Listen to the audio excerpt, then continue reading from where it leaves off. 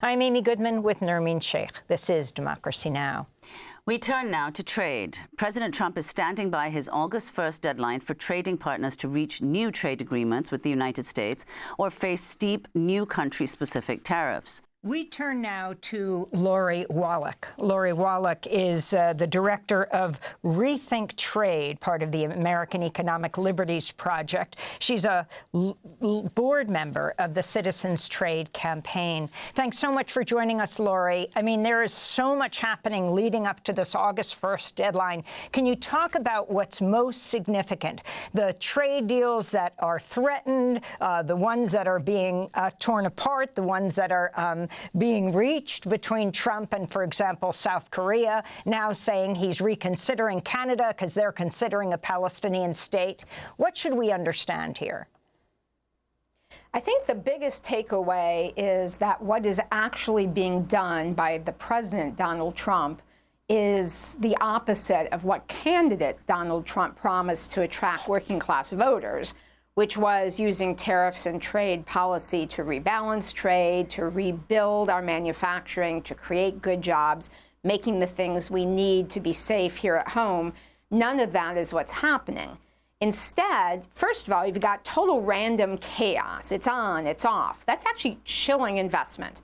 So some of the factories, new factories that were being constructed under the previous administration, the construction has been chilled because businesses have no idea what next week is going to be his whim. Number two, you're seeing this horrible combination of sort of Trump's own personal flattery, grudges, whims, and kind of like the George W. Trump administration as far as these deals, which are not written down, are unclear how real they are, but to the extent he's touting them, what we know about them is that, for instance, the big demands, the priorities are for big tech to get rid of other countries' anti-monopoly rules or privacy policies, for big pharma to raise medicine prices, for big oil to buy more U.S. carbon-based fuels. Meanwhile, on the actual trade front, we see the administration actually starting to cave in on the pre-existing Biden-era trade policies on China, because Trump so wants to have actually a summit meeting with the president of China and be flattered there. And then the places he is putting in tariffs, you mentioned this, the tariffs on Brazil actually went into effect yesterday. The highest tariffs we have, 50%. Why? Brazil, we have a trade surplus with. We export more stuff to them than we buy. This is not the country you'd want to be hitting with trade sanctions if you're trying to balance trade and build manufacturing. No, it's for what you said. Because President Trump sees failed couster Jair Bolsonaro, the former president, getting some justice in the courts and wants to beat on what could happen to him in the future, for instance. Or you heard a big announcement about new trade deals with the Europeans, with Japan, with Korea. That would roll back existing tariffs of 25% on imported vehicles, vehicles that we do know have a very low-wage supply chain. Each of those countries' other supply chain partners have low wages, Bulgaria for Europe, Southeast Asia, Cambodia, Vietnam for Japan, et cetera. Instead of conditioning, dropping tariffs from the existing, we have 25% tariffs, and some of this was during Biden, on imported autos. They drop them to 15%, bad for domestic auto production, extract no higher wages, no labor rights. And here's the kicker, Amy, they have actually 25% tariffs on imported cars from North America, the one agreement that has enforceable labor standards. Well, let's go, in fact, to the statement that the United Auto Workers released after the U.S. trade deal with Japan was announced. In a strongly worded statement, they wrote, quote, "The UAW is deeply angered by the Trump administration's announced trade deal with Japan. What we've seen so far makes one thing clear. American workers are once again being left behind." They go on to say, quote, "This deal hands a win to transnational automakers that rely on low road labor practices, substandard wages, excessive temps, and union busting. We need trade deals that raise standards, not reward the race to the bottom. This deal does the opposite, the UAW wrote. So if you could respond to that, Lori, and also I want to ask you about the piece that you wrote earlier this year for the American Prospect, in which you talked about the trade deals that we need. If you could say something about that. So the UAW is spot on right, and they were reacting particularly to the trade agreement announced with Japan, but the exact same terms have just been hatched with the European Union and also with Korea. Those three trading partners they comprise the vast majority of what is an enormous U.S. trade deficit in automobiles and auto parts. So that actually is an area where there is a legitimate trade action under a statute called Section 232 to try and actually fix that. So Trump has rolled that back, the existing penalty for trade cheating. And then the agreements he's made, so the UAW is spot on right. The agreements he's making is using the leverage of those tariffs that he has put in place or threatened to put in place to extract goodies for the usual Republican big corporate constituencies that has nothing to do with rebuilding jobs here or rebuilding our resilience by strengthening our manufacturing sector.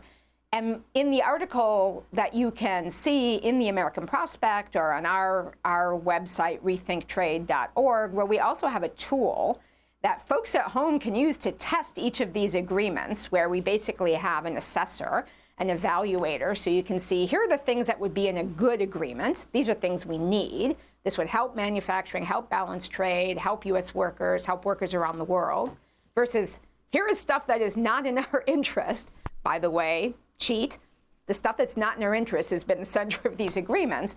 What we need is trade policy being used in combination with other industrial policies so that we do need to rebalance trade. We have $1 trillion trade deficit, as is a prediction of economic theory that has deindustrialized us. We can't make, as we saw during COVID, the basic things we need just to keep our families safe. In an era of climate chaos, we can't have everything made one place and schlepped across the world dumping carbon fuels. We need to diversify and have redundancy in production. All of those are policies that trade and tariffs can be a part of, but a lot of other tools have to be put in place to actually get the outcomes that you want. And what the Trump administration is doing, basically, is an abuse of the tariff tool. It's not using it for the kind of outcomes that could be strategic, but then using tariffs to threaten countries based on foreign policy, whims based on a particular flattery goal. Trump keeps saying, we're imposing this tariff on another country, what, 50% Brazil, whatever. Who actually pays? He suggests it's the country that's going to pay. But in fact, isn't it a tax on American consumers? And also talk about small businesses in this country right now falling apart. Okay, so here is the thing about the tariffs, which is it is the case that who pays is typically negotiated. So the neoliberal line of it's just a tax, it always gets passed on the consumers is not right. Trump's line of the other country's paying is not right. The true answer is it depends. And what the data is showing, Amy, from the beginning of the imposition of these tariffs is that right now a lot of the foreign companies, to try and keep the U.S. business, because we do have a $1 trillion trade deficit. The whole world is overly reliant on dumping their stuff in this country. A lot of the other countries, companies, are actually either splitting the costs with the U.S. companies or are eating the costs to be able to keep the market. So we have seen some real price gouging where U.S. companies are raising prices, but in a lot of those instances, the actual price of the tariff, the cost, has already been absorbed by the company that's selling this stuff. So the U.S. companies are price gouging and ripping us off, but they're not necessarily doing that to pay for the tariff.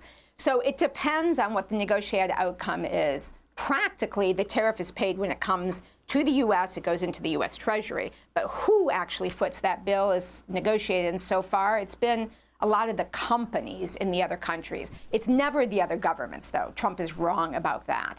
And as far as, we have 20 seconds. As far as what we ought to do going forward, so Trump is not using trade policy in a way to help American workers to raise standards. That needs to be the goal. What we need to do is actually track the actual outcomes and hold him accountable, because politically it's super important. And again, our website at Rethink Trade has an evaluator everyone can use to test these agreements as they come out. Lori Wallach, director of the Rethink Trade program at the American Economic Liberties Project, board member of Citizens Trade Campaign, host of Rethinking Trade podcast.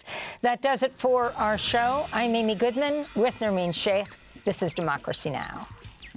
Thanks for watching Democracy Now! On YouTube. Subscribe to the channel and turn on notifications to make sure you never miss a video. And for more of our audience-supported journalism, go to democracynow.org, where you can download our news app, sign up for our newsletter, subscribe to the daily podcast, and so much more.